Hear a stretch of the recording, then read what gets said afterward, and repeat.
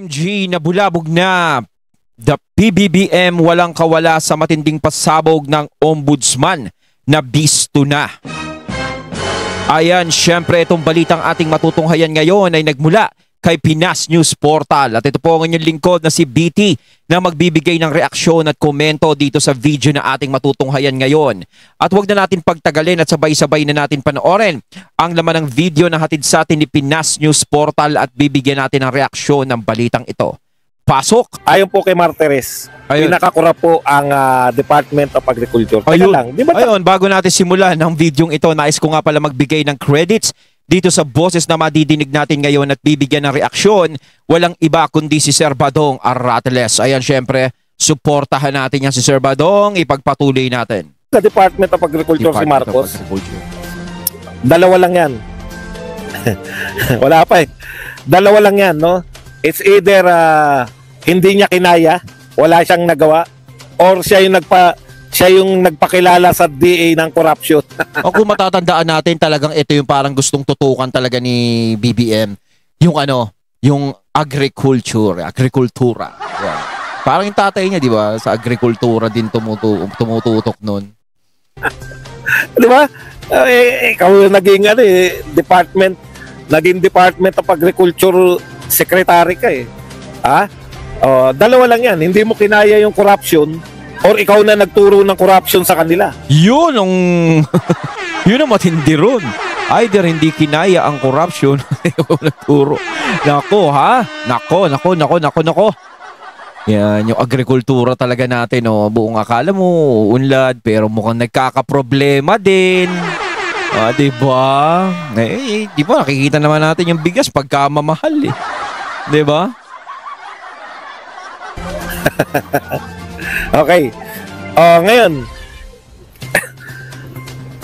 eto po, sabi po to ni Martires, hindi po natin to sinasabi, hindi po natin to hinuhulaan. Ayon kay Martires, it's the Department of Agriculture, the National Food Authority, located in Quezon City Memorial Circle, that agency. Yan po ang sinabi ni masarap magbike dyan.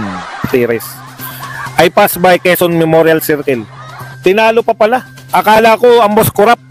Ayon kay PRD, ang most corrupt House of Representative.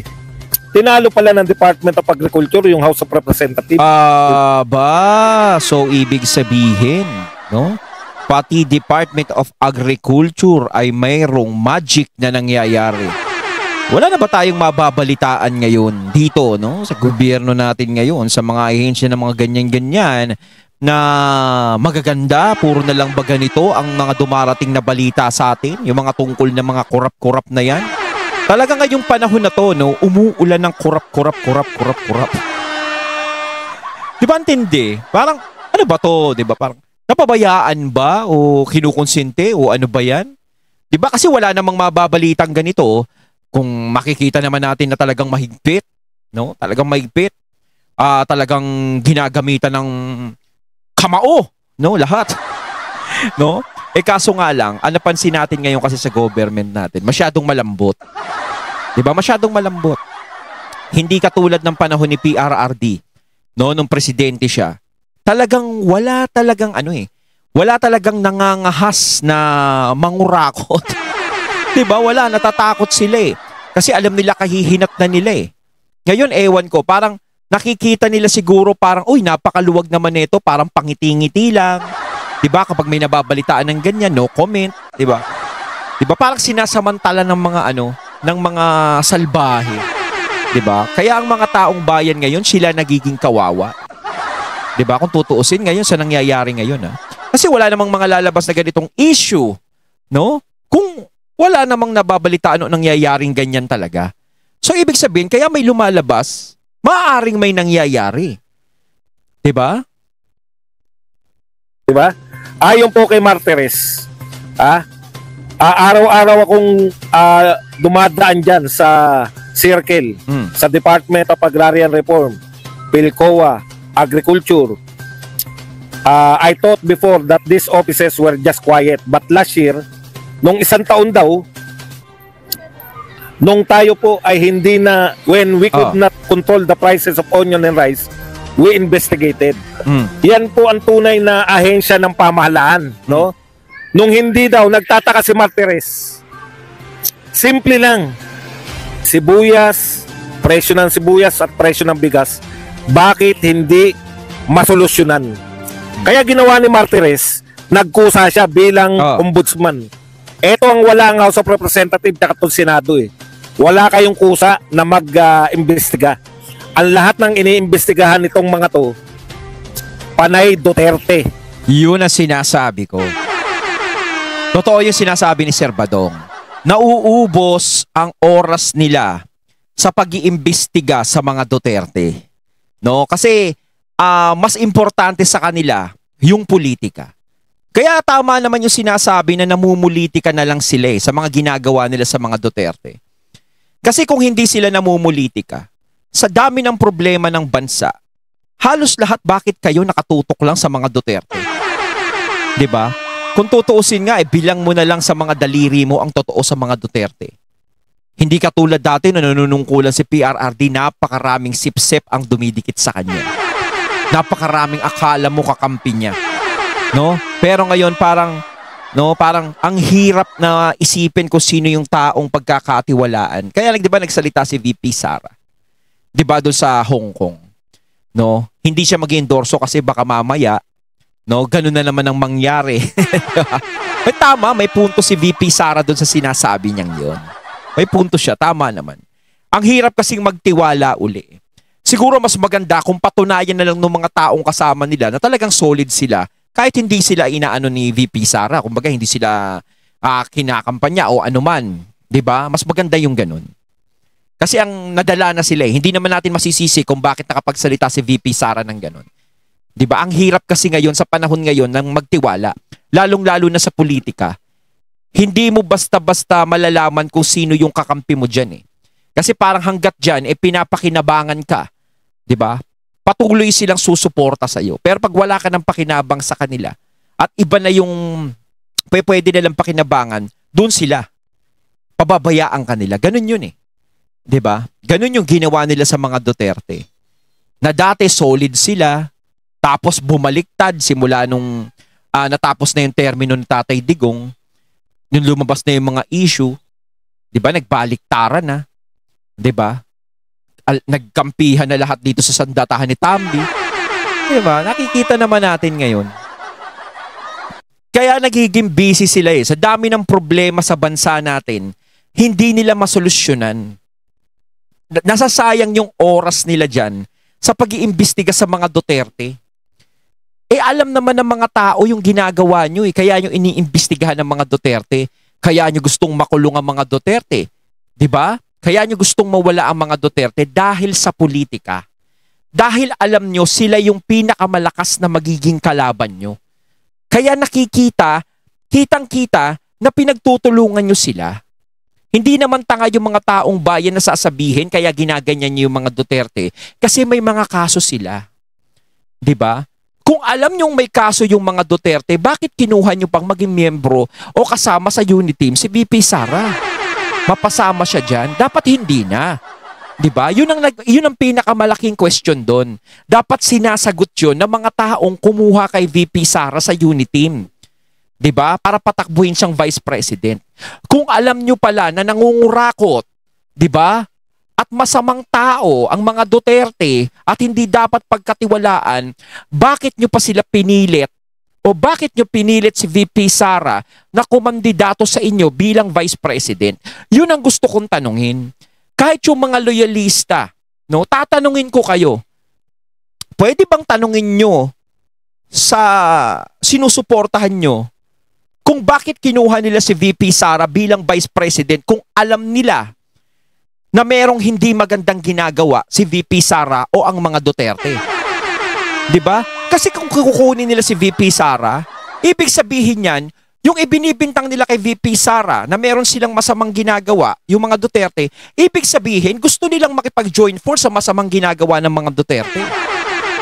At kinukonsinti nila kung ano yung ginagawang masama ng mga Duterte. 'Di ba? Dapat ganun yun.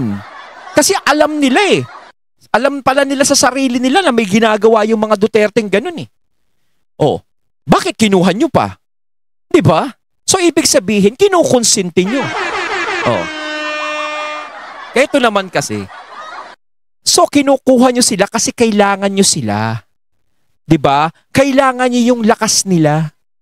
At kinukuha nyo sila dahil alam nyong malinis ang pangalan nila. 'Di ba? At alam nyo na merong nagawa ang mga Duterte. Lalong-lalo na dyan sa Davao. At maganda yung naging panunungkulan ni Tatay Digong nung naging presidente siya. 'Di ba? Yun. Kaya wala, nauubos lang yung oras nyo sa dami ng problema ng Pilipinas. Hindi nyo na nakikita, hindi nyo na masolusyonan. 'Di ba? Halos nagiging bulag na kayo pagdating dyan. Kailan nyo susolusyonan yung problema ng Pilipinas? Kapag malapit na yung eleksyon ng 2028, saka kayo kikilos? Ay wala na, huli na lahat yun. Mapa Senado, mapa Kongreso, mapa House of Representatives. Kaya ang sinasabi ko sa inyo ngayon, para matigilan na to na ang tanging iniimbestigahan ay mga Duterte, iboto na natin yung mga matatalinong senador ni Pangulong Duterte. Tama, para matapos na yung usapan na yan. Kasi alam nyo tama yung sinasabi ni Sir Badong. Kung sakaling mananalo yung alyansa, sa totoo lang, hindi matatapos yan. Alam nyo mga katunay, yung usaping Duterte magtutuloy-tuloy yan. Kahit ma-impeach sila si VP Sara, hindi nila titigilan yan. Walang ibang pag-uusapan yan, kundi puro Duterte pa din. Siyempre, may mga Duterte pang matitira Nandiyan si Baste, nandiyan si Pulong, magdidire-diretso pa sila. Dahil gusto nila mawala lahat ng magiging threat sa kanila. So, paano sila makakapaglingkod sa bayan? Paano sila makakapag-asikaso ng mga trabaho nila? No? Kung puro Duterte na naman ang pag-uusapan dito.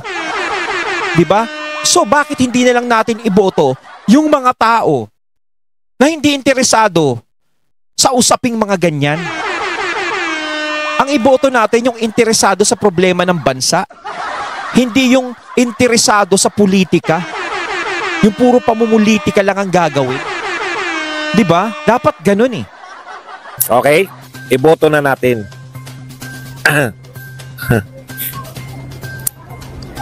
Okay. So nag-imbestiga po ang ombudsman. Sabi ni Martires, when we investigated, we found corruption. Now, yan. He said, noting that DA's employees were involved in the inspection of agricultural products. Yan. We asked customs why this was happening. They said it was because the agriculture inspectors say it's okay and all customers to do is collect the tax. So pati po ang custom, taga-agriculture din pala yung nag-check ng mga pumapasok na agricultural products. Ayan. Okay, eto pa ang sinabi. Martinez pointed out that Bureau of Customs cannot verify each product, such as fish, as this is impossible. He said Customs relies on certification issued by Department of Agriculture employees, particularly from Bureau of Fisheries and Aquatic Resources. I thought there was no money there, but now I'm saying this for the first time over the radio. I told the lawmakers to consider repealing, amending the rice tarification law. Yan. Okay. So, alam nyo na naman, no? Isisisi na naman kay Duterte yan dahil sa rice tarification law. Lahat ng lahat ng nangyayaring kapalpakan ngayon, ganun nga ang ginagawa nila. Sinisisi nila sa mga Duterte. 'Di ba? Akala naman nila babango yung pangalan nila kapag isinisisi nila sa mga Duterte. Tandaan nyo, hindi na hutang nga ngayon yung mga tao. Kahit sisihin nyo na sisihin yung mga Duterte, tignan nyo, wala pa rin nangyayari sa ginagawa nyo. Kahit lahat ng problema sa bansa, isisi nyo sa mga Duterte, alam ng mga tao kung ano yung nagawa ni PRRD nung nanunungkulan siya. 'Di ba? Kahit ako, alam ko nasubaybayan ko na malaki na itulong niya sa atin 'Di ba? Yung iba lang kasi hindi nila matanggap. 'Di ba? Baka hindi sila nabigyan ng ayuda, no? Hindi kayo nabigyan ng 8K, no? Kaya kayo galit na galit kay Tatay Digong. Sisihin niyo yung mga kapitan niyo. Sisihin niyo yung mayor niyo. Hindi si Tatay Digong, basta Tatay Digong namigay. 'Di ba? Ako nga na nakaabot sa ganun Siyempre, practical tayo, 'di ba? Ang point natin mga kapatid, mga magnanakaw yung nasa Department of Agriculture. Pinaka-worst. May gagawin ba ang gobyerno dyan? Malamang wala. Okay. Ano sa Kita tingin nyo? nyo, ang daming dapat pag-usapan, no? Yung sinasabi nga ni Sir Badong, ang daming dapat imbestigahan yan, Department of Agriculture. Di ba gustong-gusto nyong ayusin yung agrikultura natin? Gustong-gusto nyong iangat? Bakit hindi nyo tinitignan yan? Bakit hindi nyo nare-resolve yung problema? Ngayong may mga isyong lumalabas dyan, dapat pinapansin nyo na yan. Kaso hindi natin nakikitang ganun eh. Diba? Kaya ako, hindi ko na naiisip na uunlad yung Pilipinas ngayon eh. Diba? Siguro uunlad na lang yung Pilipinas, yung sinasabing pauunlad rin ng Pilipinas, kung sakaling may maupo, no? Na talagang may malasakit talaga sa mga Pilipino. Yun ang kailangan natin eh. Yung hindi puro politika lang ang nasa isip. Ang gagawin nila ngayong nasabi na natin ng ombudsman ng pinaka corrupt ay ang Department of Agriculture, malamang isisi na naman kay Duterte. Yun lang. At yun nga po, nauna ko ibalita yan kahapon. Nagtataka ko bakit all of a sudden sinisisi ng Department of Agriculture si Pangulong Duterte sa kapalpakan ng agriculture. Yung pala may pronouncement na yung ombudsman na ang pinaka-corrupt na ahensya yung Department of Agriculture. Nako. Kaya pala may pronouncement din yung Kita Agriculture nyo, Secretary. Kita nyo, sinisisi nyo sa Tatay Digong, tapos kayo pala yung gumagawa ng putik dyan. Kaya nga matindi. Si VP Sara sinisisi. Ganto, ganyan, corrupt daw si VP Sara. May mga ibinibintang kay VP Sara. Pero yung wag ka, yung mga nagbibintang kay VP Sara, may mga issue. 'Di ba? Oh. Ako naman. Tapos ngayon naman kay PRRD. Kung ano yung issue diyan sa Department of Agriculture, binibintang kay PRRD. Tapos sila din pala yung gumagawa ng issues, Dr. Mario Joseph. Nababalitaan natin 'yan, ha? Hindi sa akin ang galing 'yan. Oh. Si Tio Laurel na kasalanan ng mga Duterte yung kapalpakan nila sa Department of Agriculture. Nakita po ninyo? Grabe, no? Okay. Ngayon, in response to Ombudsman comment, NFA Administration Larry Lacson said, maybe based on records what happened NFA last year, 2024, presidente na si Marcos nito, ha? Baka sisin nyo naman kay Duterte. The Office of Ombudsman suspended 139 NFA personnel. All of them have cases. Maybe by their sheer number, Ombudsman's basis is the number of cases. Alam nyo, nangangatwiran ka pa, no? Ang sinasabi nitong NFA administrator, kaya daw nasabi na NFA at Department of Agriculture ang pinakakurap dahil sa dami na nasuspindi ng Ombudsman. Ano pa bang dapat nating alamin? Kaya nga kayo sinuspindi dahil mga kurap eh. Anak ng tinapay naman, no? Sinuspindi kayo dahil sa mga corrupt practice. Kung kayo ang pinakamaraming sinuspindi, kayo ang pinakakorrupt. Nako.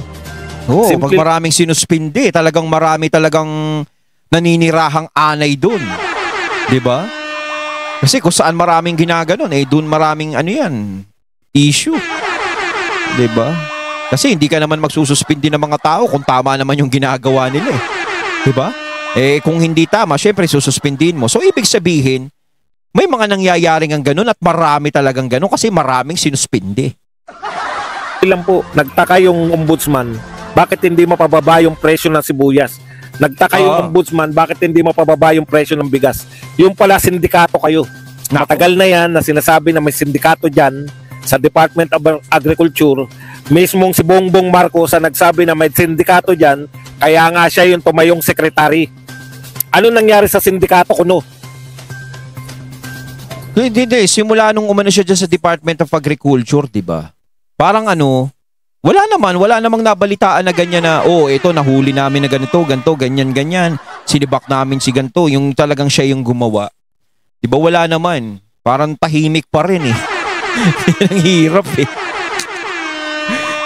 Di ba? Kung hindi napigil ng presidente, lalong lalaki yan. Lalong lalaki ulo nila. Dalawa lang yan eh. Yan yung sinasabi natin siguro nakikita nila na sobrang luwag. Sobrang luwag ng presidente natin, sobrang luwag. Ako napansin ko talaga sobrang luwag niya. No? Dahil sa sobrang luwag mo, nako, aabusuhin ka ng aabusuhin. At nangyayari na nga ngayon, kaya nagkakahetot-hetot yung Pilipinas ngayon eh. Diba dahil dyan? Kaya talagang hinihiling ng mga tao, PRRD talaga, gusto namin. Di ba gusto namin ng kalakaran ni PRRD? Kasi talagang, uulitin ko, walang nangahas na gumawa ng mga ganyan-ganyan. Kasi alam nila magiging kapalaran nila. Pero ngayon talaga, halos wala na silang mga takot. Nakikita nga natin dati, yung mga pulis, ang natutumba, mga pusher, mga drug lord, ngayon nakikita natin sa Facebook. 'Di ba? Yung mga pulis naman ang tinutumba ng mga pusher tsaka mga nakikita naka-video pa. 'Di ba? Nagbaliktad na ang panahon. Ibang-iba na talaga, bagong-bago na talaga ang Pilipinas ngayon. Masasabi mo talagang bago na. Pag malaki nila na hindi nga kami kayang pigilan ng presidente. Oh. Kayo pa. Or Ganun, lalaki ulo nila. Alam na ng presidente itong ginagawa namin eh. Hindi nyo pa ba kami papayagan? So parang lumabas dito parang kinukonsinte. Hindi pinigilan. Nako. It's either, di ba meron kasabihan, if you cannot beat them, join them. Baka yun po ang nangyari, no? Imbis na mapigilan ng sindikato, mas lalong lumaki yung sindikato. Alam nyo kaya galit na galit po sa totoo yung mga magnanakaw kay Pangulong Duterte. Hindi po sila nakapagnakaw for 6 years. Ayaw na nilang mga bumalik. Yung mga kaya ayaw na nilang bumalik ang Duterte sa Malacanang dahil natatakot na sila na hindi na naman sila makaporma kasi alam naman nila yung nangyari dati na si PRRD ang presidente. Paano sila makakaporma kung si BP Sara ang magiging presidente sa susunod? Kaya nga tinatrabaho nila eh. Di ba? Tao po na personally, hindi naman po inano. May mga personally po kasing inano ni Pangulong Duterte. Halimbawa po si Dilima. Nakulong talaga yan. Di ba? Nung panahon ni Duterte. Hindi ko sinasabi, oy, bakit mo naman dinilit? Baka naman kaya natin sagutin yan. Ano ba sinabi? Cadence. Huwag naman delete ng delete. Kasi wala na tayong laruan. Ano ba sinabi niyan? Baka kaya natin sagutin. Pakiano mo lang muna. Titignan ko lang kung ano sinabi. Wala tayong laruan dito eh. Malapit na ako magbasa ng mga laruan eh. Laruan? Sana all laruan. Eto po. Iniinis niyo si Sir Badong eh. Kaya po yung mga congressman na personally hindi naman inaatake ni Pangulong Duterte na dating kakampi. Alam nyo na kung bakit nagalit. Ayun, at ating natunghayan ng video na nagmula kay Pinas News Portal at syempre natunghayan natin ang boses na yun na binigyan natin ng reaksyon. Walang iba kundi si Sir Badong Aratiles. Kayo mga katunay, anong masasabi nyo tungkol dito? Comment lang po kayo sa comment box. So once again, I'm BT and I'm out. Peace.